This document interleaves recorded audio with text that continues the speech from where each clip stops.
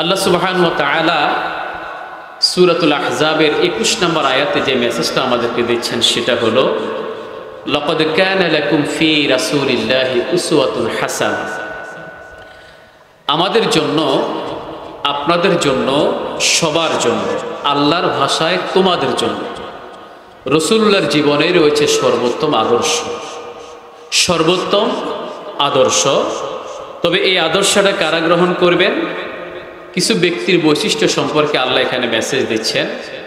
৩ ধরনের ব্যক্তিকে, যারা এই গুণগুলো অর্জন করলে, এই ক্যাটাগরির ভিতরে যদি তারা পড়ে, তাহলে মূলত তারাই রসুলের সে আদর্শ গ্রহণকারী ব্যক্তিবর্গ।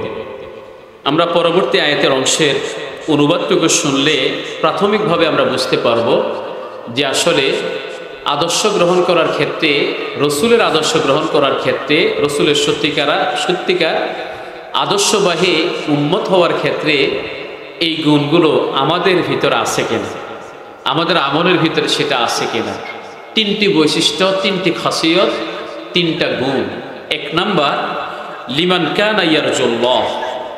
ওই ব্যক্তিগুলো আল্লাহ রসুলের জীবন থেকে আদর্শ গ্রহণ করবে যারা আল্লাহর সাক্ষাতের আশা করেন, আরজু করেন, ইচ্ছে করেন, প্রত্যাশা করেন।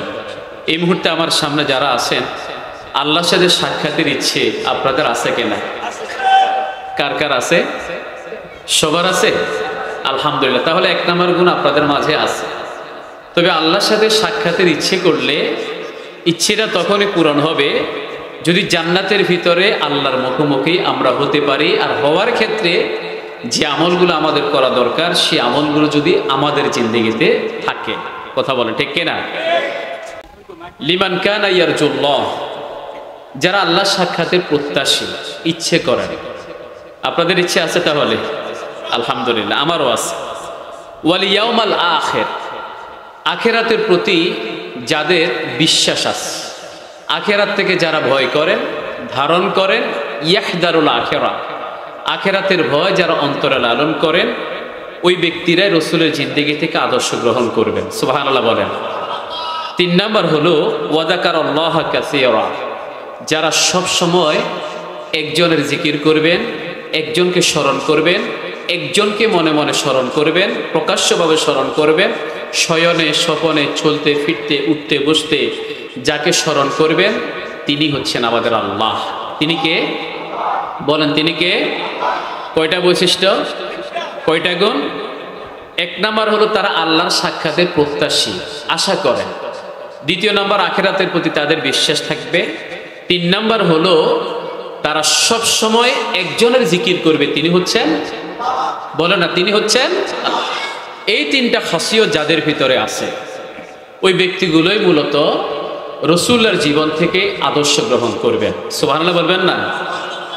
এখন যেই ব্যক্তিটা অন্যের জায়গা দখল করে, যেই ব্যক্তিটা রাতের অন্ধকারে চুরি করে, যেই ব্যক্তিটা রাস্তায় গাড়ি হাইজ্যাক করে, যেই ব্যক্তিটা রসুলের সুন্নাহটাকে কামিয়ে ফেলে দেয়, যেই ব্যক্তিটা সুদের কারবার করে, যেই ব্যক্তিটা ঘুষের কারবার করে, যেই ব্যক্তিটা নারী ধর্ষণ করে, যেই ব্যক্তিটা নিজের হাতে নিজের সন্তানের বুকে চুরি চালিয়ে দেয়, যে ব্যক্তিটা 7 বছরের কন্যা সন্তানকে নিজে বাবা হয়ে জবেহ করে, বলেন তো ওই ব্যক্তিটার অন্তরে আল্লাহর কোনো ভয় আছে?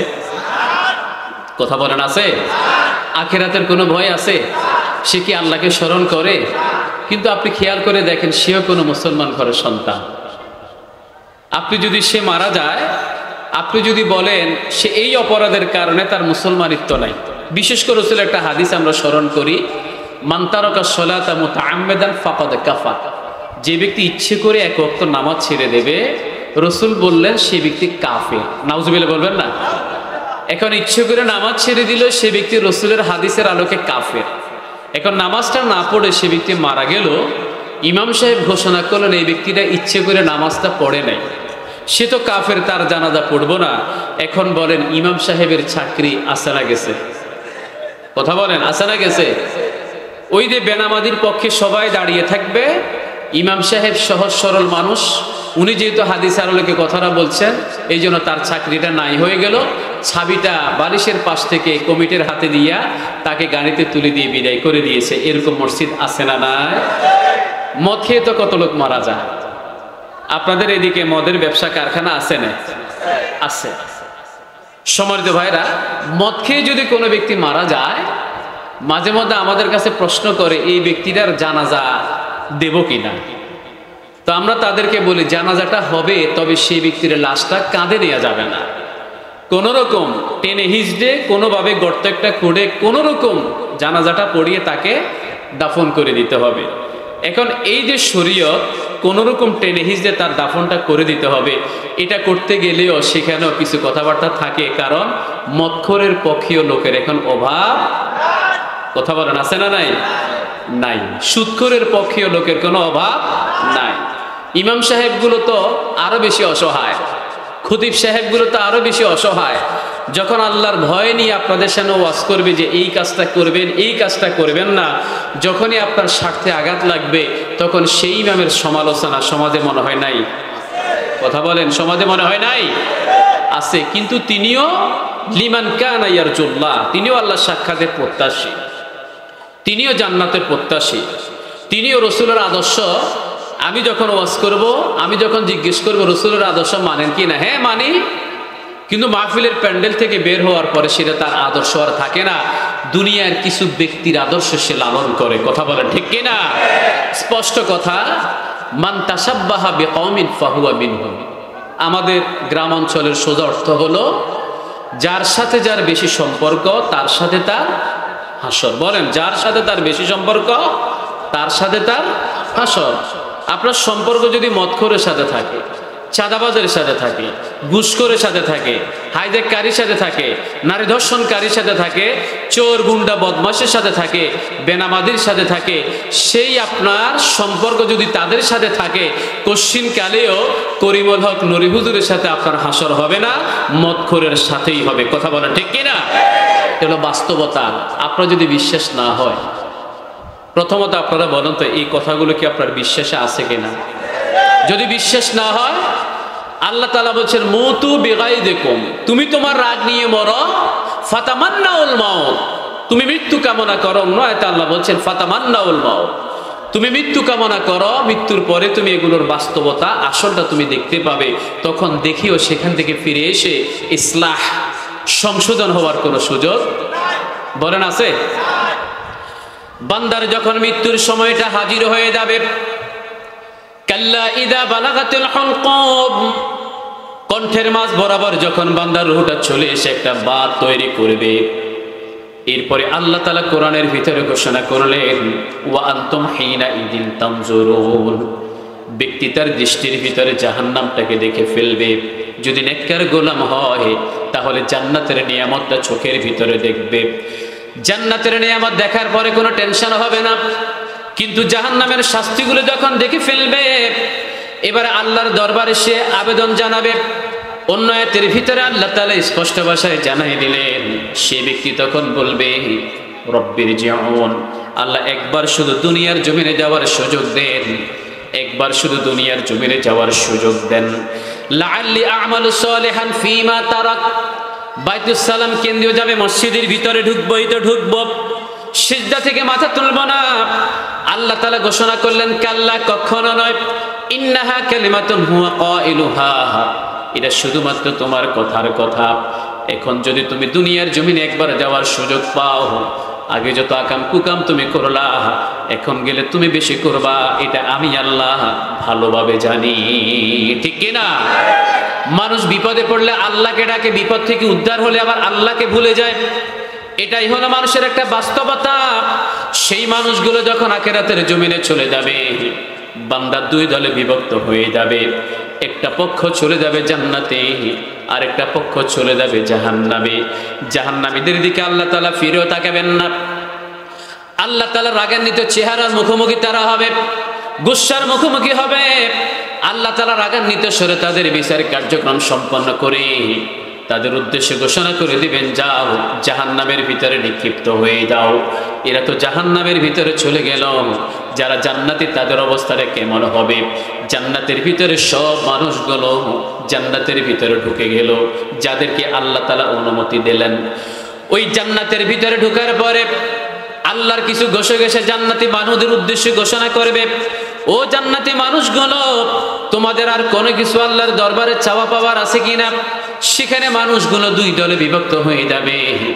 এক দলের ভিতরে থাকবে আপনাদের খতিব সাহেব, এক দলের ভিতরে থাকবে আপনাদের এই সমাজের ভিতরে যত উলামায়ে কেরাম আছেন তারা, কোরআনের ধারক বাহক যারা আছেন তারা, আপনাদের করিমলক নরি হুজুর একটা দলের ভিতরে থাকবে। আর আরেকটা দলের ভিতরে থাকবে সাধারণ মানুষগুলো। জোরে বলি আল্লাহু আকবার। উলামায়ে কেরাম সেখানে বলবেন, ও আল্লাহর ফেরেশতারা শোনো, আমরা তো আসল জিনিস এখনো পাই নাই। সাধারণ মানুষগুলো বলবে, আল্লাহর দরবারে জান্নাত চেয়েছি, জান্নাত পেয়েছি, আর কি আমাদের চাওয়া পাবার আছে? কিন্তু উলামায়ে কেরাম সেখানে বলবেন, আমরা তো আসল জিনিস এখনো পাই নাই। ফেরেশতারা জিজ্ঞেস করবেন, কোন জিনিসটা পাও নাই? উলামায়ে কেরাম সেখানে বলবেন যে আল্লাহকে না দেখে বিশ্বাস করে, তাকে বেশি ভয় করে, তার ইবাদত বন্দেগীগুলো করে আজকে জান্নাত পর্যন্ত চলে আসলাম, সে আল্লাহকেই তো আমরা এখনো দেখি নাই। সুবহানাল্লাহ। সে আল্লাহকেই তো আমরা এখনো দেখি নাই। আমরা সে আল্লাহকে দেখতে চাই। লিমান কানা ইয়ারজুল্লাহ, যারা আল্লাহর সাক্ষাতের আশা করেন। আমাদের আশা আছে, সেই দলের ভিতরে আমরাও থাকবো। সাধারণ মুসল্লি যারা আছি সাধারণদের কাতারে, ওলামায়ে কেরাম যারা আছেন তারা ওলামায়ে কেরামদের কাতারে থেকে আল্লাহকে বলবেন, হ্যাঁ আসলেই তো আমরা আল্লাহকে দেখি নাই, আসলেই তো আমরা আল্লাহকে দেখি নাই, তাকে বেশি ভয় করে আজকে জান্নাতের ভিতরে আসলাম, তার ইবাদতগুলো করে তাকে আমরা দেখতে চাই, তাকে আমরা দেখতে চাই। আল্লাহকে দেখার স্বাদ সেই দিন আল্লাহ তাআলা আমাদেরকে মিটাবেন। সুবহানাল্লাহ বলেন। আল্লাহ স্বাদ মিটাবেন। সপ্তাহের জুমার দিনে আল্লাহ পাক আরশ কুরসি নিয়ে বান্দার সামনে হাজির হবেন। আল্লাহ তাআলা বান্দার সামনে হাজির হবেন। আল্লাহ তাআলার আরশ কুরসিটা কত বড়, কত বড়। আমাদের এখানে যে একটা মজলিস আজকে বাস্তবায়িত হচ্ছে, এই মজলিসের ভিতরে আমি মনে করি এই চেয়ারটার সাইজ একদম গঠনগত দিক থেকে না হলেও এটার ব্যবহারগত দিক থেকে, অর্থগত দিক থেকে এই চেয়ারটার মানে সাইজটা হলো সবচেয়ে বড়। কথা বলে ঠিক না? কারণ এই চেয়ারে যারা বসবেন তাদেরকে তাদের কথাগুলো শোনার জন্যই আপনারা এসেছেন। ঠিক কিনা বলেন? এটা শুধু একটা চেয়ার না, এই অঞ্চলের সবচেয়ে বড়, সবচেয়ে সম্মানিত একটা আসন। কিন্তু দুনিয়ার এই আসনের চাইতেও আল্লাহ পাকের আরশে আজিমের আসন, আরশ কুরসির আসন আরো অনেক বড়। কথা বলেন ঠিক কিনা? কত বড়, ছোট্ট একটা এক্সাম্পল আপনাদেরকে দিতে চাই। সম্মানিত ভাইয়েরা, এখানে মানুষ হিসেবে আমরা যারা আছি, আমাদের আমল নামায় গুনাহ আছে না নাই? গুনাহ ছাড়া কেউ আছেন? বাম পাশে ভাইদের মনে হয় গুনাহ ছাড়া আছেন আপনারা, সব নেককার গোলাম, এই জন্য আওয়াজ নাই। উনাদের কোনো গুনাহ নাই? বলেন সবাই একসাথে বলেন, আমাদের গুনাহ আছে না নাই? আমাদের রাসূলের কোনো গুনাহ আছে? নাই। আল্লাহ ঘোষণা করলেন, লিয়াগফিরা লাকাল্লাহু মা তাকদ্দামা মিন যামবিক ওয়া মা তাআখার ওয়া ইউতিম্মা নি'মাতা। ও নবী, আপনার অতীত জীবনে যদি কোনো ভুল ত্রুটি থাকে সেটা, আর ভবিষ্যৎ জীবনে যে ভুল ত্রুটি এখনো করেন নাই অগ্রিম, আমি আল্লাহ সব কিছু মাফ করে দিলাম। সুবহানাল্লাহ বলেন। এবং আপনার প্রতি যে নিয়ামতগুলো আমার ঘোষণা আছে সব পরিপূর্ণতা দান করলাম। রাসূলের জিন্দেগিতে কোনো গুনাহ নাই। আমাদের আছে না? আল্লাহর নবী ঘোষণা করলেন, কুল্লু বনি আদম খাত্তাউন। বনি আদম সব সময় ভুলের ভিতরে আছে, পাপের ভিতরে আছে, অন্যায়ের ভিতরে আছে। ওয়া খায়রুল খাত্তাইন আত-তাওয়াবুন। সবচেয়ে উত্তম বান্দা হলো সে যার গুনাহ হবে, যার পাপ হবে, যার অন্যায় হবে। মানুষ হিসেবে গুনাহ আমাদের হতেই পারে, কারণ যে মোবাইলগুলো আমরা ব্যবহার করি, ফেসবুকের ভিতরে ঢুকলেই গুনাহে ভরপুর। কথা বলেন ঠিক কিনা? টিকটকের ভিতরে ঢুকলে গুনাহে হাজার হাজার গুনাহে ভরপুর। সম্মানিত ভাইয়েরা, এই জন্য উত্তম বান্দা হলো সে যার পাপ হবে, অন্যায় হবে, গুনাহ হবে, সাথে সাথে তাওবা ইস্তিগফার করে আল্লাহর দিকে ফিরে যাবেন। চলে বলি আল্লাহু আকবার। এখানে এই মুহূর্তে আমরা কয়েকশো মানুষ আছি, আরো আসবেন ইনশাআল্লাহ। আমরা এখানে যারা আছি, আমার ধারণা, খারাপ ধারণা আমি করব না, হয়তো এখানে এমন কোন আল্লাহর গোলাম আছে যিনি আজকে ফজর নামাজ পড়েন নাই। আছে না নাই? জোহর নামাজ পড়েন নাই। আসরের নামাজ পড়েন নাই, মাগরিবের নামাজ পড়েন নাই, এমনকি ইশারের নামাজও পড়েন নাই, মাহফিলে আসছেন, বাসার হুজুরের আলোচনা শুনতে ভালো লাগে, আনসারী সাহেবের আলোচনা শুনতে ভালো লাগে, এনে চলে আসছে, কিন্তু আজকে এক ওয়াক্ত নামাজও পড়ে নাই, এরকম মুসলমান আছে না নাই? লাভ হবে না, লাভ হবে না। দুহাত তুলে আল্লাহর সাথে ওয়াদা করবেন, আজকে থেকে এক ওয়াক্ত নামাজও আমরা ছেড়ে দেব না ইনশাআল্লাহ। নারায়ে তাকবীর। তাহলে ওনাদের কষ্ট করে মসজিদ কেন্দ্রিক যে মাহফিলটি বাস্তবায়ন হচ্ছেন, এই মাহফিলের সফলতা আসবে ইনশাআল্লাহ, বলবেন না? সম্মানিত ভাইয়েরা, বান্দা ফজরের নামাজ পড়লো না, গুনাহের ফেরেশতা গুনাহ লিখতে যায়। আল্লাহ বললেন, থামো, আমার বান্দা জোহরের নামাজ পড়ে কিনা দেখি। বান্দা জোহরের নামাজও পড়লো না, গুনাহের ফেরেশতা যখন গুনাহ লিখতে যায়, আল্লাহ বলছেন, থামো, আমার বান্দা আসরের নামাজ পড়ে কিনা দেখি। বান্দা একে একে আসরের নামাজও ছেড়ে দিল, মাগরিবের নামাজও ছেড়ে দিল, ইশারের নামাজটাও ছেড়ে দিল। আল্লাহ তাআলা মনটা খারাপ করে এবারে ফেরেশতাকে বললেন, গুনাহটা লিখতে পারো। তার মানে এক ওয়াক্ত নামাজ না পড়লে গুনাহ লেখার জন্য আল্লাহ তাআলা আরেক ওয়াক্ত পর্যন্ত অপেক্ষা করেন। যদি বান্দা ফেরত আসে তাহলে হয়তো মাফ করে দেবেন। আবার দিনের গুনাহের জন্য রাত পর্যন্ত আল্লাহ তাআলা অপেক্ষা করেন, রাতের গুনাহের জন্য আল্লাহ তাআলা দিন পর্যন্ত অপেক্ষা করেন। তাহলে আল্লাহ আপনাকে সুযোগ দিবেন কি দেন নাই? কথা বলেন। এই মুহূর্তে আমার সামনে যে ভাইগুলো বসে আছেন, যারা আজকে এক ওয়াক্ত নামাজও পড়েন নাই, আস্তে আস্তে উঠে গিয়ে মসজিদ থেকে নামাজটা পড়ে আসবেন। মাহফিল শেষ হওয়ার পরে ঘরে গিয়ে নামাজগুলো পড়ে ফেলবেন, কারণ কালকে সকাল পর্যন্ত জীবিত থাকার মতো সেই গ্যারান্টি আমাদের কারো জীবনে, জোরে বলেন, আছে? আমার ভাইরা একটু খেয়াল করে শুনেন। এরপর আল্লাহ আপনার প্রতি দয়া করেছেন, এরপর আল্লাহ তাআলা আপনার প্রতি রহম করেছেন। দিনের অপরাধের জন্য রাত পর্যন্ত আল্লাহ তাআলা অপেক্ষা করেন, দয়া করে আপনাকে সময় দেন। রাতের অপরাধের জন্য দিন পর্যন্ত আল্লাহ তাআলা আপনাকে সময় দেন ফিরে আসার জন্য। তার মানে আল্লাহর দয়ার পরিমাণ সবচাইতে বেশি, ঠিক কি না? আপনার গুনাহ যদি পুকুর পরিমাণ হয়, আল্লাহ পাকের ক্ষমা হলো ফেনী নদীর পরিমাণ। আপনার গুনাহ যদি ফেনী নদীর পরিমাণ হয়, আল্লাহ পাকের ক্ষমা হলো বঙ্গোপসাগর পরিমাণ। আপনার গুনাহ যদি সাগর পরিমাণ হয়, আল্লাহ পাকের ক্ষমা হলো আটলান্টিক মহাসাগর পরিমাণ। আপনার গুনাহ যদি দুনিয়ার সমান হয়, আল্লাহ পাকের ক্ষমা হলো আকাশের সমান। আপনার গুনাহ যদি আকাশের সমান হয়, আল্লাহ পাকের দয়া এবং রহমত ক্ষমা হলো আরশে আজিমের সমান। সুবহানাল্লাহ। তাহলে আল্লাহর ক্ষমা হলো আরশে আজিমের সমান, দুনিয়ার চাইতে আরো বেশি বড়। তার মানে এই চেয়ারের আয়তন, চেয়ারের ওজন, চেয়ারের শান, চেয়ারের মান, মানে আরশ কুরসির সাইজ, শান, মান সবচেয়ে বড়।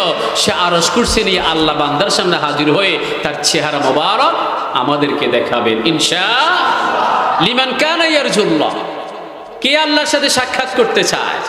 কে চায়? আপনি চান, আমিও চাই। কথা বলো ঠিক কিনা? আল্লাহ বলছেন, ইন্নাল্লাযীনা ইয়াখশাউনা রাব্বাহুম বিল গায়ব, যারা আল্লাহকে সবচেয়ে বেশি ভয় করলো, তার গায়েবে বিশ্বাস করলো, আল্লাহকে না দেখে বিশ্বাস করে তার ইবাদত বন্দেগীগুলো যারা করলো, তাদের জন্য রবের পক্ষ থেকে দুইটা হাদিয়া। বলেন কয়টা? আরো জোরে। এক নাম্বার হাদিয়া হলো লাহুম মাগফিরাহ, তাদের জন্য ক্ষমা। আর আরেকটা হাদিয়া হলো ওয়া আজরুন কাবীর। আল্লাহু আকবার। বান্দার যত গুনাহ আছে সব গুনাহ আল্লাহ তাআলা মাফ করে দেবেন যদি আল্লাহর গায়েবে বিশ্বাস করে। আর আল্লাহকে বিশ্বাস করার কারণে আল্লাহর পক্ষ থেকে বান্দার জন্য মহা পুরস্কারের ব্যবস্থা থাকবে। অন্য আয়াতের ভিতরে আল্লাহ তাআলা ঘোষণা করলেন আন্না লাহুম আজরান কাবীরা। অন্য আয়াতে আল্লাহ তাআলা ঘোষণা করলেন আন্না লাহুম আজরান হাসানা, তাদের জন্য আছে মহা পুরস্কার। স্বাভাবিকভাবে মুসলমান হিসেবে মহা পুরস্কার আমরা যেটা মনে করি সেটাই হলো জান্নাত, কিন্তু না, জান্নাতের ভিতর আল্লাহ পাকের দিদার এলাহি। সেই জান্নাতের ভিতরে মহা পুরস্কার হলো আল্লাহর চেহারা মোবারক আমরা জান্নাতের ভিতরে দেখব। এটাই হলো রবের পক্ষ থেকে মহা পুরস্কার। বলে সুবহানাল্লাহ। আবার এটার উপর আরো একটা মহা পুরস্কারের কথা ঘোষণা হলো, জান্নাতের ভিতরে আল্লাহ শুধু দিদার দিয়ে ক্ষান্ত হবেন না, জান্নাতের ভিতরে সপ্তাহের জুমার দিন বান্দার সামনে যখন আরশ কুরসি নিয়ে হাজির হবেন, সেখানে জিবরিল আমিনকে ডাকা হবে তুমি একটা গজল গাও, দাউদকে ডাকা হবে তুমি জাবুর কিতাব তেলাওয়াত করো, সূরাতুল মুলক তেলাওয়াত করো কোরআন থেকে। আবার বিশ্বনবীকে ডাকা হবে আপনি সূরাত ইয়াসিন তেলাওয়াত করেন। আর স্বয়ং আল্লাহ জান্নাতীদের জাতীয় সঙ্গীত সূরাতুর রহমান ওই জান্নাতের ভিতরে আমাদের তেলাওয়াত করে আল্লাহ শোনাবেন। সুবহানাল্লাহ। মহাপুরস্কার পাওয়ার ইচ্ছা আমাদের আছে না? মহাপুরস্কার তো পরের ধাপ, লিমান কানা ইয়ারজুল্লাহ, আল্লাহর সাথে সাক্ষাতের ইচ্ছা আমাদের সবার আছে। তো আল্লাহর সাথে সাক্ষাতের দুই ধরনের ক্যাটাগরি, বলেন কয় ধরনের? একটা হলো আল্লাহ পাকের নজর, রহমত, রহমতের নজর, আর আরেকটা হলো গজবের নজর। আমরা কোনটা চাই, রহমতের নজর না গজবের নজর? ওয়াকুনতুম আজওয়াজান সালাসা, আখিরাতের জমিনে বান্দাকে তিন দলে বিভক্ত করা হবে।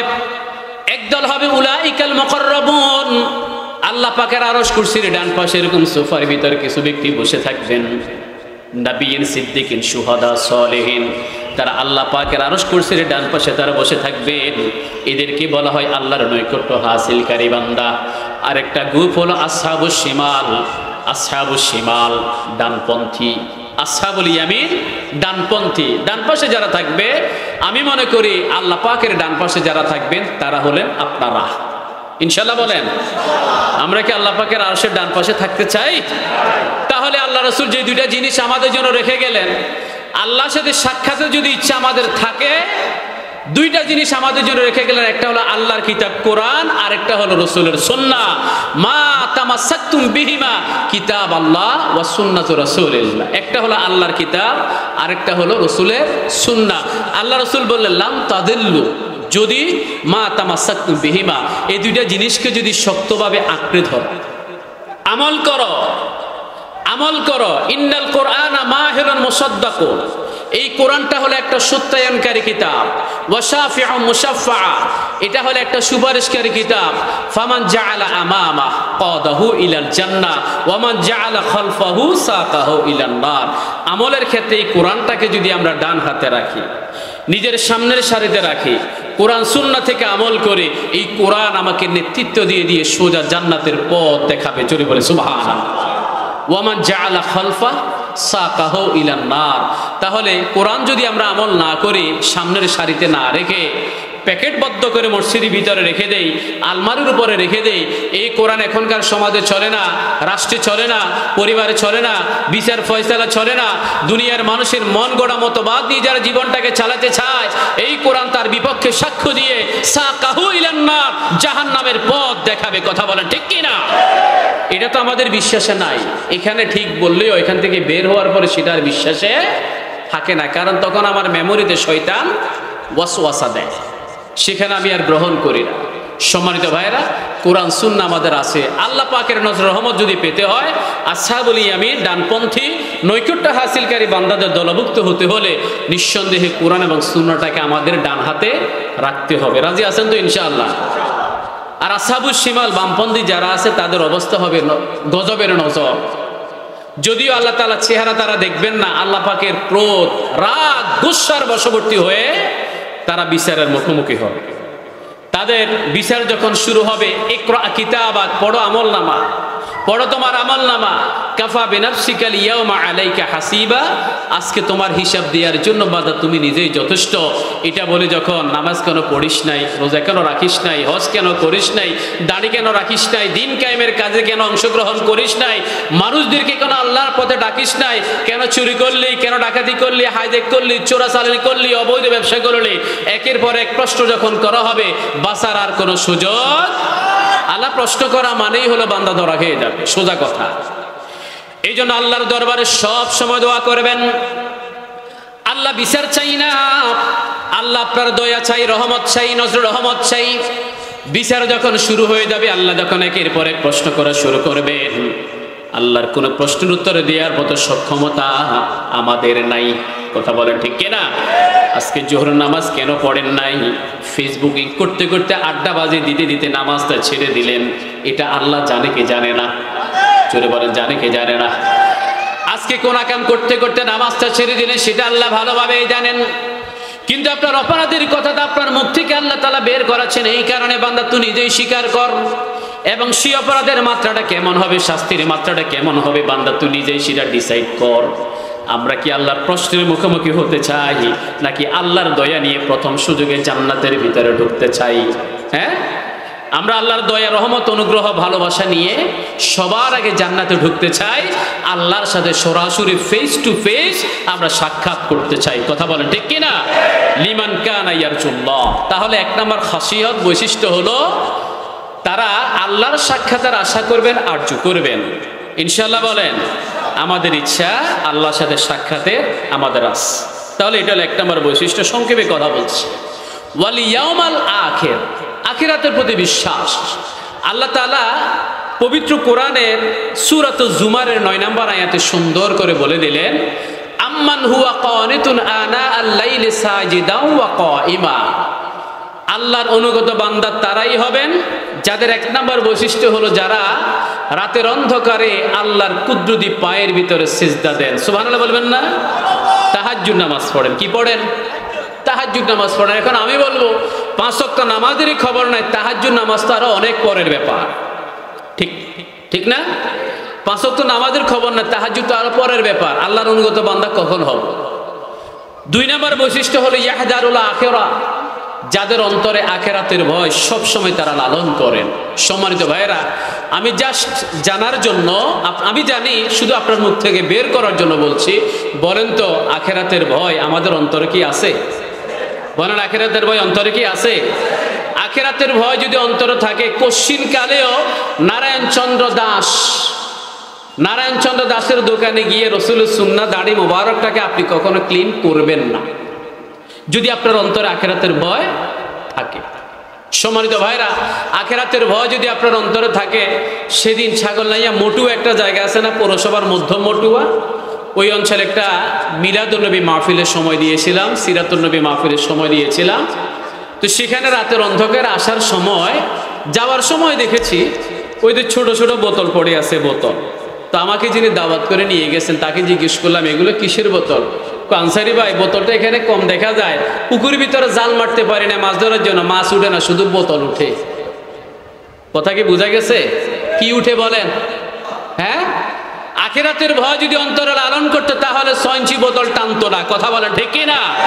আখিরাতের ভয় যদি অন্তরে লালন করতো তাহলে ফেনী নদী দিয়ে ওই যে গরু চোরাচালান করতো না, রাষ্ট্রীয় হক নষ্ট করতো না। আখিরাতের ভয় যদি অন্তরে থাকতো তাহলে পিটাইয়া পিটাইয়া সময় নিয়ে নিয়ে আবরার ফাহাদকে শহীদ করতো না। কথা বলে ঠিক কি না? আছে না? তাদের অন্তর আখিরাতের ভয় তখন ছিল না। এখন শুনতেছি সেই খুনিগুলো নাকি জেলখানার ভিতরে বসে বসে কোরআন হিফজ করে ফেলতেছে। আলহামদুলিল্লাহ বলেন। তারা অনুতপ্ত হয়ে কোরআন হিফজ করে ভালো হওয়ার চেষ্টা করতেছে, আর তাদের সাঙ্গপাঙ্গ যারা আছে তারা অস্থিতিশীল পরিবেশের ভিতরে আছে, উল্টাপাল্টা কাজের ভিতরে আছে। বাস্তবতা আছে না নাই? অন্তরে কি নাই? আখিরাতের ভয়। আমাদের অনেকে অন্তরে আসলে আখিরাতের ভয়টা নাই। আমরা তো এমন পরিস্থিতি আমাদের হয়ে যায় মাঝে মধ্যে, রাতের অন্ধকারে টিপতে মোবাইল ঠেলতে ঠেলতে মোটামুটি আমাদের ওই যে ফজরের ওয়াক্ত হয়ে যায়, আবার মোবাইলটা একপাশে ফেলে দিয়ে ঘুমিয়ে পড়ি, ফজরের নামাজের কোনো খবর নাই। এরকম মুসলমান আছে কিনা? কথা বলেন, আছে কিনা? আমি আবার ভাষায় বলি, মাঝে মধ্যে হাতে ব্যথা হয়ে যায়, চোখে তীব্র ঘুম, কিন্তু অনেক কষ্ট করে চোখ মেলে রেখে দিয়েছে। আর কতক্ষণ থাকা যায় কিনা, আর কতক্ষণ থাকা যায় কিনা, আর কতক্ষণ ব্যবহার করা যায় কিনা, যা ইচ্ছা তার ভিতরে ঘাটাঘাটি করা যায় কিনা, এরকম যুবক, এমনকি কিছু বয়োজ্যেষ্ঠ মানুষ, তরুণ, টিনেজ, কিশোর, অনেকে এটার ভিতরে এডিক্টেড। আছে না নাই? জোরে বলেন, আছে না নাই? মাঝে মাঝে এটা ফিল করি, এই যে আজকে যে ঘুমাতে যাব, সকালবেলা কি আসলে ঘুম থেকে উঠতে পারবো কিনা? সকালবেলা ঘুম থেকে উঠতে পারলে তো ইহকাল, যদি না উঠতে পারি, বলে না উঠতে পারলে। এখন আজকে এখানে আমার সামনে যে ভাইগুলো বসে আছেন, আপনারা বলেন, আজকে রজনীতে যদি আমরা কেউ মারা যাই, কালকে কবরস্থ করার পরে কবরটা জান্নাতের টুকরা হবে কিনা, আমি জান্নাতে যাব কিনা, এটার কোনো গ্যারান্টি আছে? গ্যারান্টি আছে? হ্যাঁ, একটা আশা করতে পারি। মাহফিলের ভিতরে বসলাম, ভালো কাজেই তো ছিলাম, এটার উসিলে আল্লাহ হয়তো মাফ করে দিতে পারেন। আবার একটা এমন আমল আছে যেটা করলে আজকে রজনীতে মারা গেলে জান্নাত পাবো, সাইয়্যিদুল ইস্তিগফার। মুখস্থ আছে কিনা আপনাদের? একটু বলেন তো আমার সাথে, আল্লাহুম্মা। জোরে বলেন, আল্লাহুম্মা। এই পিছনের ভাইরা সব একসাথে বলেন, আওয়াজ করে বলেন, আল্লাহুম্মা আনতা রাব্বি লা ইলাহা ইল্লা আনতা খলাকতানি ওয়া আনা আবদুক ওয়া আনা আলা আহাদিক ওয়া ওয়া'দিকা মাস্তাতা'তু আউযু বিকা মিন শাররি মা সানা'তু আবুউ লাকা বিনি'মাতিকা আলাইয়া ওয়া আবুউ বিযামবি ফাগফিরলি ফাইন্নাহু লা ইয়াগফিরুয যুনুবা ইল্লা আনতা। অনেকের মুখস্থ আছে, আমি একবার পড়িয়ে নিলাম। রসুল বললেন দিনের বেলা একবার পড়ে যদি মারা যায় সে জান্নাতি, সুবহানাল্লাহ বলেন। আবার রাতের বেলা একবার তেলাওয়াত করে রাতের যে কোনো সময় যদি সেই ব্যক্তি মারা যায় সেই ব্যক্তিও জান্নাতি। অন্তত এতটুকু আশা রাখতে পারে। এখানে কার মৃত্যুটা হবে আপনি আমি কেউ জানি না। আনসারী সাহেবের জানাজাও কালকে হওয়ার সম্ভাবনা। আমার সামনে যে ভাইগুলো বসে আছেন তাদের কোনো না কোনো ব্যক্তিরও হয়ে যাওয়ার সম্ভাবনা আছে। তো যদি হয়ে যায়, আল্লাহ না করুক, যদি হয়ে যায় এই আমলটার ওসিলায় সেই ব্যক্তিরা জান্নাত পাবে, এই আশাটা করতেই পারে। জোরে বলে ইনশাআল্লাহ। ওয়াল ইয়াউমাল আখির। যেটা বলছিলাম যে রাতে ঘুমানোর সময় টেনশন লাগে সকালবেলা ঘুম থেকে উঠতে পারবো কিনা। মাঝে মধ্যে পরিবার যখন বাড়িতে রেখে আসি বেড়াতে, একা যখন থাকি তখন সারা রাত লাইট জ্বালিয়ে রাখি, ঘুমাই না। ফজরের সময় বলে রাখি যে আমাকে একটু জাগিয়ে নিবা, যে তুমি জাগাইলে বুঝতে পারবো যে আমি জীবিত থাকলে তো উঠতে পারবো, যদি না উঠতে পারি অন্তত আমি মারা গেলে খবরটা তাদের কাছে যাবে। অনেক বাসা বাড়ি আছে 3-4 দিন পর্যন্ত লাশ পড়ে আছে, কারো কোনো খবর নাই। এরকম বিল্ডিং বাসা বাড়ি আছে না, দুর্গন্ধ বের হয়ে যায়, খবর নাই। সম্মানিত ভাইরা, এই জন্য ঘুমানোর সময় এটাই আমার শেষ রজনী, এটাই আমার শেষ ঘুম, এই ঘুমটা নাও ভাঙতে পারে, এই ভয়টা অন্তরে লালন করে দোয়া কালেমা পড়ে আল্লাহর কাছে তৌফিক কামনা করে ঘুমের দোয়াটা পড়ে রসুলের সুন্নাহ মোতাবেক যদি এশারা নামাজটা জামাতের সহিত পড়ে ফজর নামাজের নিয়তটা করে যদি আমরা ঘুমাই, সেই রাতে যদি মৃত্যুও হয় আমার মৃত্যুটা হবে জান্নাতে মৃত্যু। জোরে বলে সুবহানাল্লাহ। আর যদি বেনামাজি অবস্থায় মরেন, ইমাম সাহেব যদি বলে যে না লোকটাতে বেনামাজি ছিল, তারা জানাজা পড়বো না, তখন তার চাকরিও চলে যাবে, দাঙ্গা হাঙ্গামা সৃষ্টি হয়ে যাবে, দুই পক্ষ দাঁড়িয়ে যাবে, মারামারি শুরু হয়ে যাবে। এরকম সমাজ মনে হয় আমাদের দেশে নাই? আছে না? আমার ভাইয়ের একটু খেয়াল করে শোনেন, বান্দার আখিরাতের জীবনটা শুরু হয়ে যায় মৃত্যুর সময় থেকে। সে আখিরাতের জীবনটা মৃত্যুর সময় থেকে শুরু হলেও এটার পরিসমাপ্তি হবে জান্নাত অথবা জাহান্নাম নির্ধারণ হওয়ার পরে। তবে একজন নেককার গোলাম যখন ইন্তেকাল করেন, এই মসজিদের ভিতরে যখন সিজদা দিয়ে রাত্রিবেলা মারা যায়, মৃত্যুর সময় তার লক্ষণ কিছু ফুটে ওঠে। ওই লক্ষণ ফুটে ওঠার কারণে ওই ব্যক্তিরা জান্নাতি হবে, সেটাই মৃত্যুর সময় নির্ধারণ হয়ে যায়। বলে সুবহানাল্লাহ। আল্লাহর রহমতের ফেরেশতারা আগমন করেন, মালাকুল মউতের সাথে আল্লাহর রহমতের ফেরেশতারা আগমন করেন। তারা একদম সম্মানের সহিত কষ্ট না দিয়া সম্মান করে ইয়া আইয়াতুহান নাফসুল মুতমাইন্নাহ ইরজিই ইলা রাব্বিকি রাদিয়াতাম মারদিয়া, একদম প্রশান্ত আত্মা বলে তাকে ডাক দেবে। শরীর থেকে সম্মানের সহিত রূহটাকে আস্তে আস্তে বের করবে, বের করে শরীর থেকে রূহটাকে বের করে জান্নাতের থেকে নিয়ে আসা সাদা কাপড়ের ভিতর আবৃত করে তার রূহটা যখন কবজ করে সাদা কাপড়ের ভিতর আবৃত করবে, তখনই ডিসাইড হয়ে যাবে এই ব্যক্তিটা জান্নাতি। চুরি বলে সুবহানাল্লাহ। কবরের ভিতরে যখন রেখে দেয়া হবে, প্রশ্নের উত্তরগুলো যখন একের পর দিয়ে দেবে, একের পর এক যখন দিয়ে দেবে, অথবা তার পক্ষ থেকে 4টা জিনিস কবরে হাজির হয়ে উত্তর দেওয়া শুরু করবে। আসসালাতু আন ইয়ামিনা, তার ডান পাশে থাকবে নামাজ, ওয়াস সাওমু আন শিমালি, তার বাম পাশে থাকবে রোজা, ওয়াল কুরআনুল কারীম ইনদা রাসিহি, তার মাথার কাছে থাকবে কোরআন, ওয়াসাইরুল হাসানা ইনদা রিজলাইন, দুই পায়ের কাছে অপেক্ষমান থাকবে সমস্ত নেক আমলগুলো। মান রব্বুকা ওয়া মা দীনুকা ওয়া মান হাযা রাজুলুল্লাযী বুইসা ফীকুম, তোমার রব কে, তোমার তোমার জীবন ব্যবস্থা কি? আরেকজন ব্যক্তিকে দেখিয়ে দিয়ে যখন বলা হবে ব্যক্তিটাকে, আপনি যদি নেককার কোনো গোলাম হন, আপনার মুখ থেকে অটোমেটিক উত্তরগুলো চলে আসবে। আর দুনিয়ার জমিনে যদি নামাজের সাথে থাকেন, রোজার সাথে থাকেন, কোরআন থেকে নেক আমলের পাল্লা যখন আপনি ভারী করবেন, এই চারটা জিনিস আপনার পক্ষ থেকে উত্তর দিয়ে কবরটা রাদাতুম মিন রিয়াদিল জান্নাহ বানানোর ব্যবস্থা করে দেওয়া হবে। বলি সুবহানাল্লাহ। জান্নাতের সুশীতল হাওয়াগুলো তার গায়ের ভিতরে হিট করবে, জান্নাতের সুঘ্রাণগুলো তার নাকের ভিতরে লাগবে, আসমান থেকে আওয়াজ ভেসে আসবে, ফাফরিশুহু মিনাল জান্নাহ, এই ব্যক্তির কবরে জান্নাতের বিছানা বিছিয়ে দাও, ওয়ালবিসুহু মিনাল জান্নাহ, শরীরে জান্নাতের পোশাক পরিয়ে দাও, ওয়াফতাহু লাহু বাবান ইলাল জান্নাহ, এই ব্যক্তির কবর থেকে জান্নাতের দিকে সরাসরি একটা দরজা খুলে দাও। সুবহানাল্লাহ বলেন। আর যদি কোনো গুনাহগার গোলাম হয়, ফাফরিশুহু মিনান নার, ব্যক্তির কবর জাহান্নামের বিছানা বিছিয়ে দাও, ওয়ালবিসুহু মিনান নার, শরীরে জাহান্নামের পোশাক পরিয়ে দাও, ওয়াফতাহু লাহু বাবান ইলান নার, এই ব্যক্তির কবর থেকে জাহান্নামের দিকে সরাসরি একটা দরজা খুলে দাও। নাউজুবিল্লাহ বলেন। আমাদের কবরটা জান্নাতের টুকরা হোক, আমরা সবাই চাই তো? ওয়াল ইয়াউমাল আখির, আখিরাতের ভয়, আখিরাতের বিশ্বাস অন্তরে লালন করার মধ্য দিয়ে দূরের জীবনটা যদি অতিক্রম করেন, ওভারকাম করেন, তাহলে কবরটা নিঃসন্দেহে আখিরাতের জীবনটা হবে সোজা জান্নাতে গিয়ে সেটা পরিসমাপ্তি হবে। ইনশাআল্লাহ বলেন, ইনশাআল্লাহ বলেন।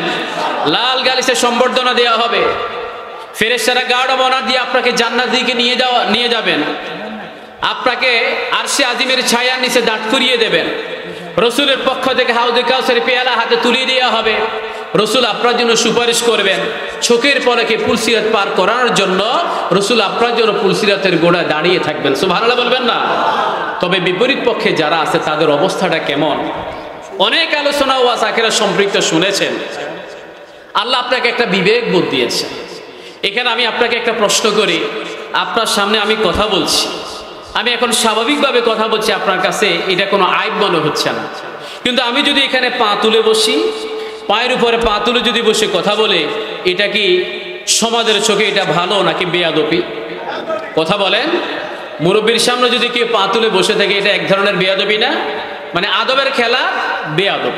সম্মানিত ভাইয়েরা, এই যে সাধারণ ছোট্ট জিনিসটা যদি আপনি বুঝতে পারেন, সামান্য জিনিসটা যদি আপনার বিবেকে যদি ধরে, তাহলে আল্লাহর আখিরাত, জান্নাত জাহান্নাম আছে, আল্লাহর ধরা আছে, জান্নাতের নিয়ামত আছে, জাহান্নামের শাস্তি আছে। কোরআন হাদিসের সেই বিষয়গুলো আমাদের কাছে কনসেপ্টটা টোটাল ক্লিয়ার করে দেওয়া হয়েছে। এই বুঝতেও আমাদের ভিতরে থাকা দরকার আছে না নাই? কথা বলেন, আছে না নাই? নাকি এখন নেবেন না, আরো কিছুদিন আকাম কুকাম করি, তারপরে আস্তে আস্তে বুঝ নেব? সে আকাম কুকাম শেষ করে বুঝ নেওয়ার মতো সময় যখন আসবে, আপনার সময় আর থাকবে না। আপনি হয়তো জানেন না, কালকে সকালবেলাও হয়তো এই মসজিদের জানাজা হয়তো আপনাদের মসজিদের সামনে কোনো একজন ব্যক্তির হতে পারে। কথা বলে ঠিক কিনা? এই জন্য তার আগে আখিরাতের ভয় অন্তরে লালন করে আল্লাহর দিকে আমাদের ফিরে যাওয়া দরকার আছে কিনা? কথা বলেন, আছে কিনা? সম্মানিত ভাইয়েরা, এগুলো আমার মূল আলোচ্য বিষয় না, মূলত প্রথম অংশটা মূল আলোচ্য বিষয়। প্রথম অংশটা বোঝানোর জন্য আমি 3টা পয়েন্টে আগে কথা বলছি, 2টা সংক্ষিপ্তভাবে শেষ করলাম। সময় আমার হাতে আসলেই কম। আমি যেখানে গিয়ে শেষ করি, আপনারা কোনো মনে কষ্ট নেবেন না। আমাদের হুজুর আসলে আমি অবশ্যই ছেড়ে দেব, কারণ উনাকে বসিয়ে রেখে আলোচনা আমি সাধারণত করব না। সম্মানিত ভাইয়েরা, 3 নম্বর বৈশিষ্ট্য হলো ওয়াযাকারাল্লাহ কাসীরা। 3 নম্বর বৈশিষ্ট্য হলো ওয়াযাকারাল্লাহ কাসীরা। যারা আল্লাহকে অধিক পরিমাণ স্মরণ করবে, কাকে স্মরণ করবে? কাকে স্মরণ করবে? আল্লাহকে অধিক পরিমাণ স্মরণ করবে। বিপদে পড়েছেন, মুসিবতে পড়েছেন, না নেতার কাছে গিয়ে সমাধানটা নেই, আছে না নাই? বিপদে পড়েছে, সোজা পুলিশের শরণাপন্ন, আইন শৃঙ্খলা বাহিনী শরণাপন্ন, সেটা তো ঠিক আছে, দুনিয়াবি নিয়মে আইন কানুন। কিন্তু আমরা দুনিয়ার কোনো ব্যক্তি বিশেষের কাছে না গিয়া প্রথমে আল্লাহর দরবারে সিজদায় পড়ে যান, আল্লাহ এই বিপদ থেকে আপনি আমাকে উদ্ধার করেন। আল্লাহ কি বিপদ থেকে উদ্ধার করার ক্ষমতা আছে না নাই? আল্লাহকে আপনি জিকির করলে আল্লাহ নিজেই আপনাকে স্মরণ করতেছেন। সুবহানাল্লাহ বলবেন না? কি সৌভাগ্যপূর্ণ একটি মাজলিস এই মুহূর্তে আপনি আমি বসে আছি, আপনিও বসে আছেন, আমিও বসে আছি।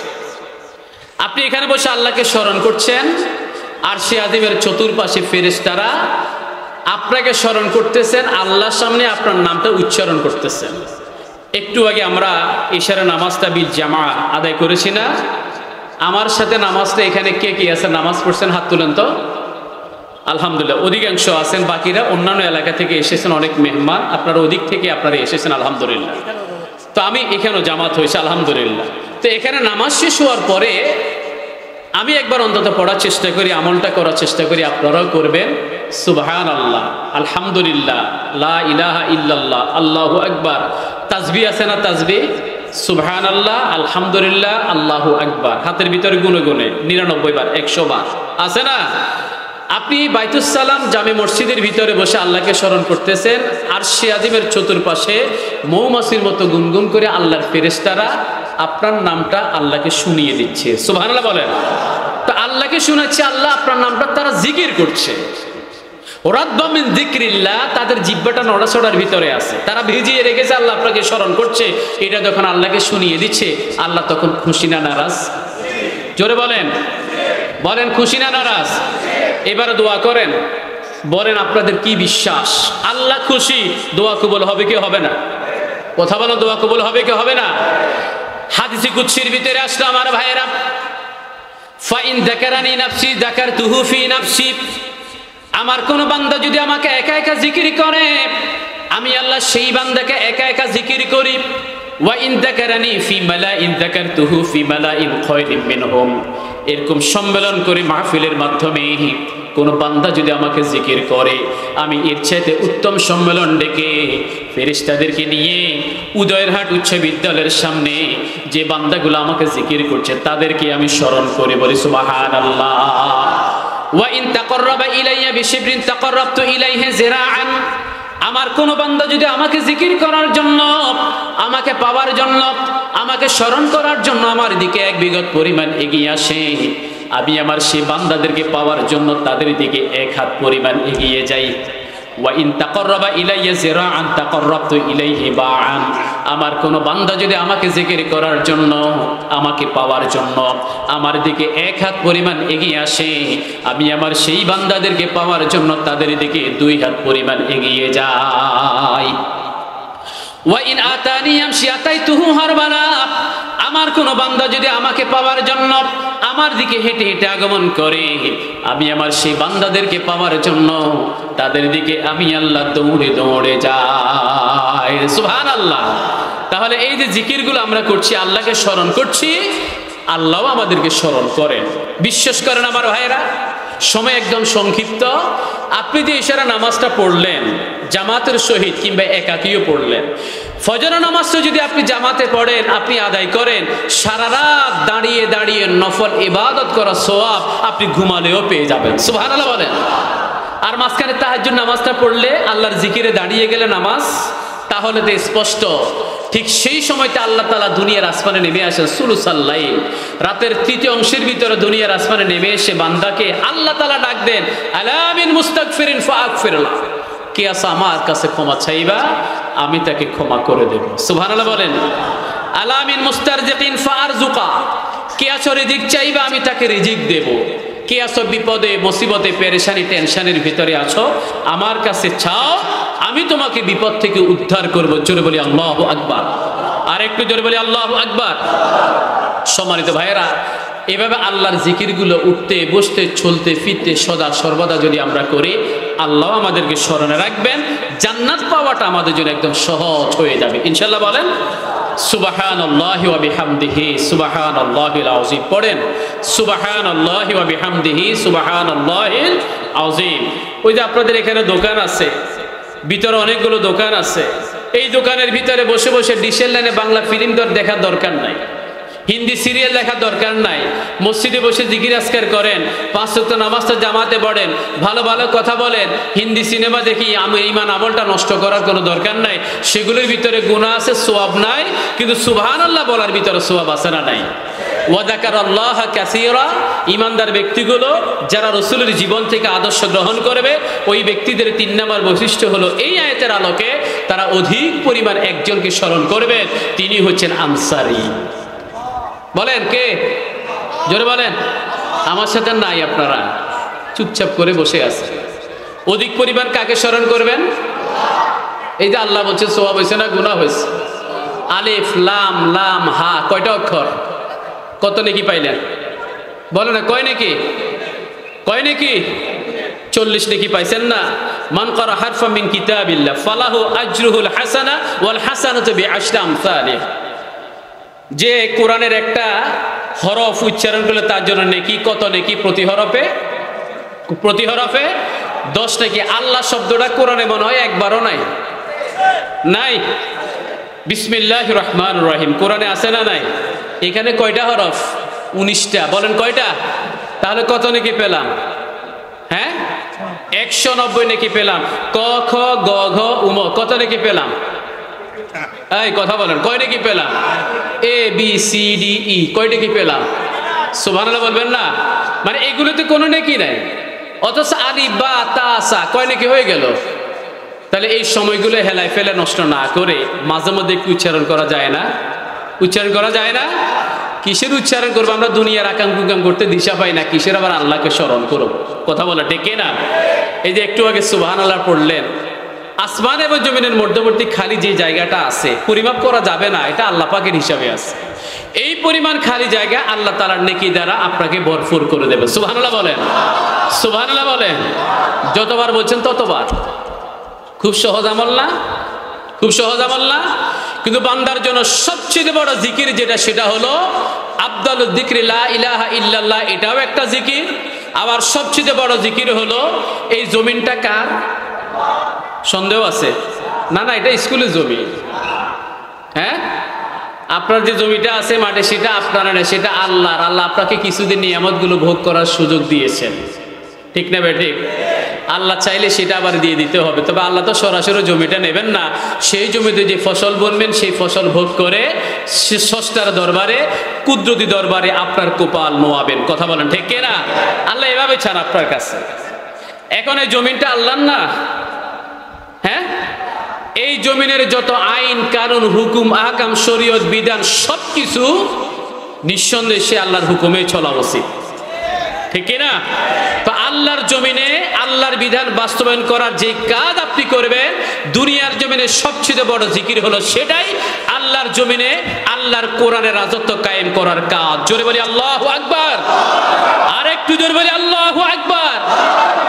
এতক্ষণ সওয়াবের কিছু আমলের কথা বলেছি, সবাই খুশি, যাক মাশাআল্লাহ, অনেক সুন্দর সুন্দর আমল। কিন্তু জমিনে যখন আল্লাহর বিধান বাস্তবায়নের কাজ যখন করার কথা আসে, তখন বলে হুজুর একটু থামেন আর সামনে আগাবেন না, একটু থামেন সামনে আর আগাবেন না। এটা এখন রাজনীতির দিকে চলে যাচ্ছে। সম্মানিত ভাইয়েরা, রাজনীতি আপনি না করলেও রাজনীতি আপনাকে গ্রাস করবে। আমরা ফেনী নদীর উপকণ্ঠে বসে কথা বলছি, মাত্র 1 কিলোমিটার হবে না আমার পাশে নদীটা আছে, ঠিক কিনা? এই নদীর জন্য প্রাণ দিয়েছেন, এই নদীর পানির হিস্সার জন্য প্রাণ দিয়েছেন আবরার ফাহাদ। কথা বলেন ঠিক কিনা? ওই আবরার ফাহাদকে যারা হত্যা করেছে, পেছন থেকে যারা সহযোগিতা করে, তারা হলো আমাদের আশেপাশের ব্যক্তিরা। আমরা নাম ধরবো না, তারা হলো আশেপাশের ব্যক্তিরা। ওই ব্যক্তিরা যদি এই দেশ দখলের জন্য পায়তারা করে, হামলা করে, সেখানে আর আপনি আলাদা করে বেঁচে যাবেন সেটার কোনো সুযোগ নাই। হামলা করলে ভালো মন্দ সবাই সেখানে হামলা শিকার হতে হবে। সুতরাং দেশের জন্য, ইসলামের জন্য, দেশপ্রেমের জন্য, দেশের সার্বভৌমত্ব রক্ষার জন্য সবাইকে ঐক্যবদ্ধ হতে হবে। কথা বলে ঠিক কিনা? না হলে বাঁচার সুযোগ নাই। এটা হলো সবচেয়ে বড় জিকির। দেশপ্রেম ইমানের অঙ্গ। দেশপ্রেম অন্তরে লালন করবেন। রসুলের অন্তরে দেশের প্রতি মহব্বত ভালোবাসা ছিল কি ছিল না? ছিল কি ছিল না? আমাদের প্রথম কিবলা বাইতুল মুকাদ্দাস ছিল না? বারবার আকাশের দিকে তাকান, নিজের পিতৃভূমি মাতৃভূমি মক্কা কাবার দিকে নামাজ পড়বেন ফিরে। সুবহানাল্লাহ বলেন। আল্লাহ তাআলা বললেন, ও নবী আপনি বারবার কেন তাকাচ্ছেন সেটা আমার অজানা নয়, আল্লাহ জানেন। আল্লাহ এবারে ঘোষণা করলেন, ফাওয়াল্লি ওয়াজহিকা শাতরাল মসজিদিল হারাম। আপনার মুখটাকে ফিরিয়ে নেন। তাহলে দেশের প্রতি, নিজের মাতৃভূমির প্রতি রসুলের মহব্বত আছে না নাই?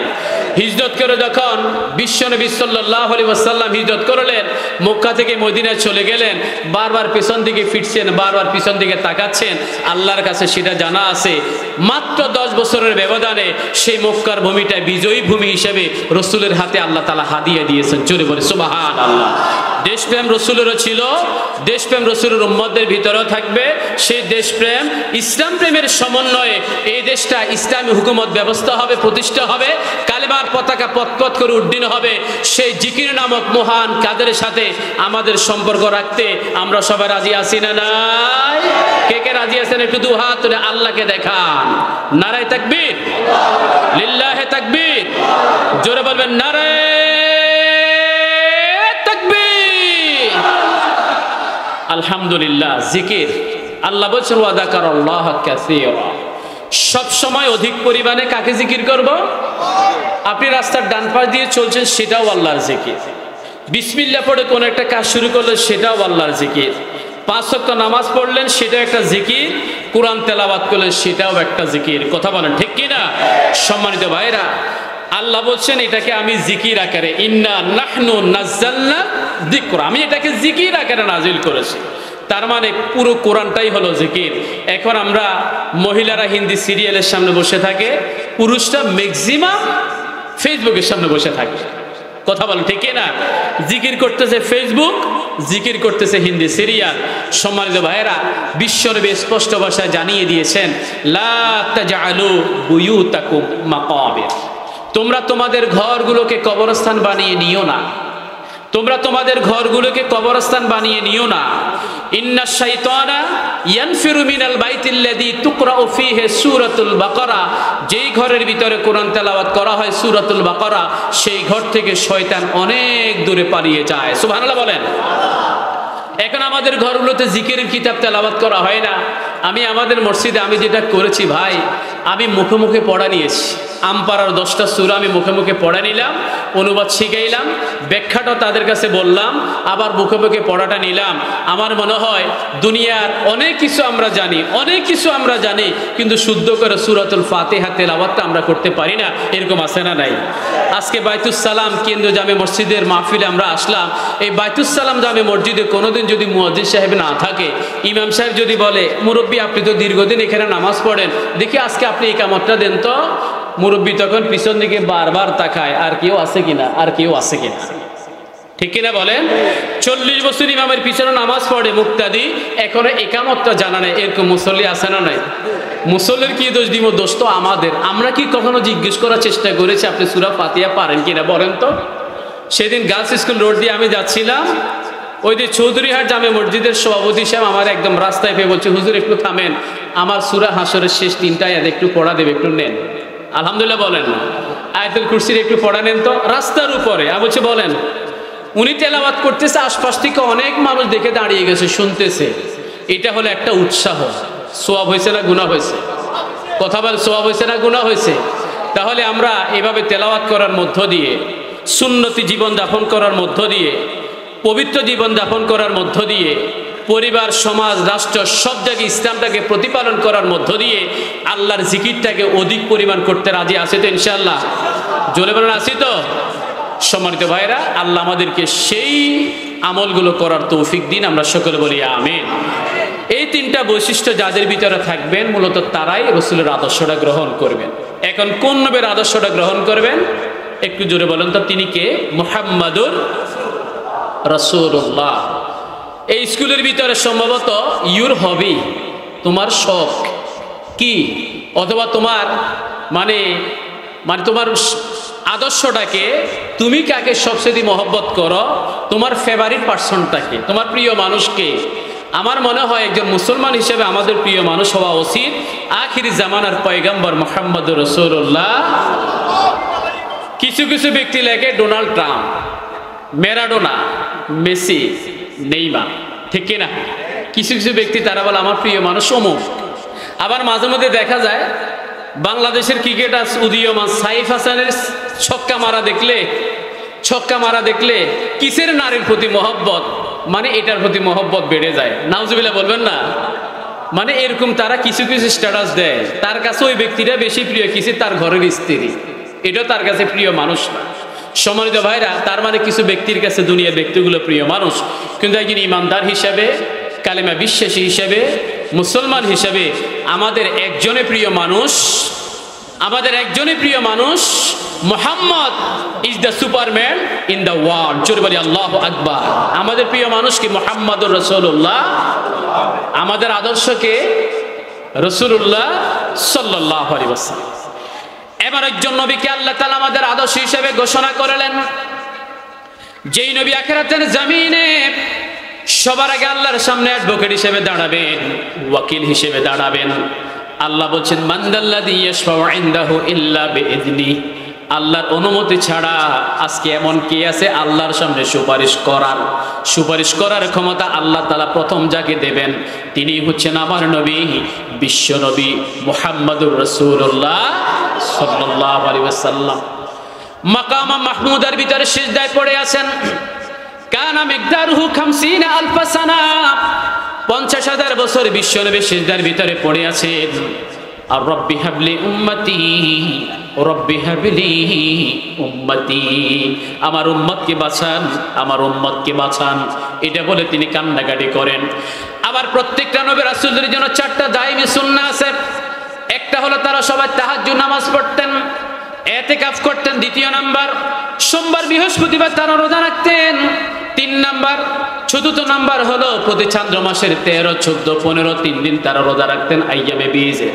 বিশ্বনবী এটার ব্যতিক্রম নন। তাহাজ্জুদ নামাজ যখন বিশ্বনবী আদায় করতেন, তাহাজ্জুদ নামাজের সিজদার ভিতরে পড়ে পড়ে বিশ্বনবী ঘোষণা করেন, আল্লাহর দরবারে দোয়া করেন, আল্লাহুম্মা ইয়া উম্মতি, আল্লাহুম্মা ইয়া উম্মতি। তো যেই নবী উম্মতের জন্য সব সময় টেনশনে আছে, কান্না করেন আল্লাহর দরবারে বাঁচানোর জন্য, আল্লাহর দরবারে ফরিয়াদ করছেন, সেই নবীর আদর্শ বাদ দিয়া অন্য কোন নবীর আদর্শ আমরা গ্রহণ করতে রাজি নই। সম্মানিত ভাইয়েরা, এমন একজন নবীকে আমরা আদর্শ গ্রহণ করব যেই নবী তাহাজ্জুদ নামাজ উম্মতের জন্য কাঁদেন। মেরাজের রজনীতে আল্লাহর জান্নাতের ভিতরে হাউদে কাউসার পেয়ালাটা হাদিয়া পাওয়ার পরে, হাউদে কাউসার মালিকানা পাওয়ার পরে জিবরিল আমিন বললেন, ইয়া রাসূলুল্লাহ, এটার মালিকানা আপনাকে দিয়ে দেয়া হলো। রাসূল বললেন, আমাকে মালিকানা বানিয়ে দেয়া হয়েছে, আমি খুশি, তবে আমার উম্মত কি পাবে সেটা বলো। সুবহানাল্লাহ বলো। আমার উম্মত কি পাবে সেটা বলো। জিবরিলের কোনো উত্তর নাই। আকাশের দিকে তাকাইলেন, আল্লাহ তাআলা ওহী নাযিল করে জানাই দিলেন, আমার রাসূলকে বলে দাও তার উম্মতেরা প্রত্যেকটা ভালো কাজ শুরু করার আগে যদি একবার আমার নাম দিয়ে শুরু করে, বিসমিল্লাহ পড়ে ভালো কাজ শুরু করে, তাহলে তাদের জন্য এক একটা হাউদে কাউসারের পেয়ালা বাজেট থাকবে। সুবহানাল্লাহ বলে। সুসংবাদ আমাদের জন্য রাসূল নিয়ে আসলেন। এখন সেই নবীকে আমরা আদর্শ হিসেবে গ্রহণ করতে রাজি আছি না নাই? আছি না নাই? এমন একজন রাসূলকে আমরা আদর্শ হিসেবে গ্রহণ করব। সবার আগে জান্নাতের ভিতরে ঢুকবেন, সবার আগে জান্নাতের ভিতরে ঢোকার অনুমতি পেয়ে যাবেন। আল্লাহ তাআলা বলবেন, আপনার উম্মতদেরকে নিয়ে সবার আগে ঢুকে যান। সাহাবায়ে কেরাম প্রশ্ন করলেন, ইয়া রাসূলুল্লাহ, আপনি কিভাবে আমাদের সেখানে চিনবেন?